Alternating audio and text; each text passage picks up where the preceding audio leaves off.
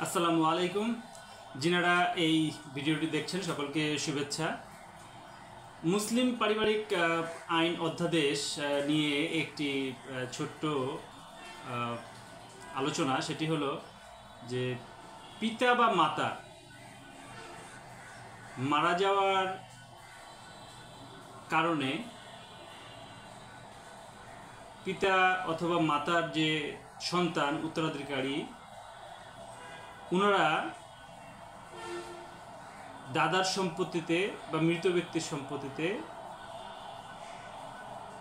বা দাদির সম্পত্তিতে কোনো অংশ পাবেন কিনা। এটি মুসলিম পারিবারিক আইন অধ্যাদেশ 1961 এর 8 নং যে অর্ডিন্যান্স, এর আগে আপনার এই আইনটি ছিল না। অনেক ক্ষেত্রে এই জন্যে যদি জমি জমা ভাগ বন্টন না হতো, তাহলে দাদাদের পূর্বেই বাবা বা মা মারা গেলে দাদা অথবা নানা নানি যিনাদের নামে সম্পত্তি আছে, যিনারা উত্তরাধিকারী ওয়ারিশ, ভাগ বাটোয়ারা না হলে ওনাদের বাবা মারা মারা গেলে অংশ পেতেন না। কিন্তু মুসলিম পারিবারিক আইন অধ্যাদেশ 1961 8 নং অর্ডিন্যান্স এর পরবর্তীতে আপনার পূর্বে যদি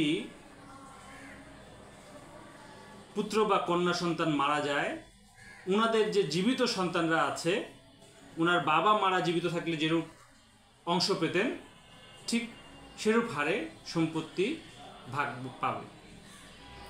এটা আপনার ওই মুসলিম পারিবারিক আইন অধ্যাদেশ 1961 এর 4 নং ধারায় উল্লেখিত রয়েছে। এখনও অনেকেই এই জিনিসটি নিয়ে অনেক সময় ভাবেন যে আসলে আমরা পাবো কি পাবো না। বাবা মার সম্পত্তি, যেহেতু বাবা মা মারা গিয়েছে, বাবা মার নামে সম্পত্তি নেই, দাদা দাদি বা নানানির সম্পত্তি রয়েছে, কিন্তু আমরা ভোগদখল করতে পারছি না।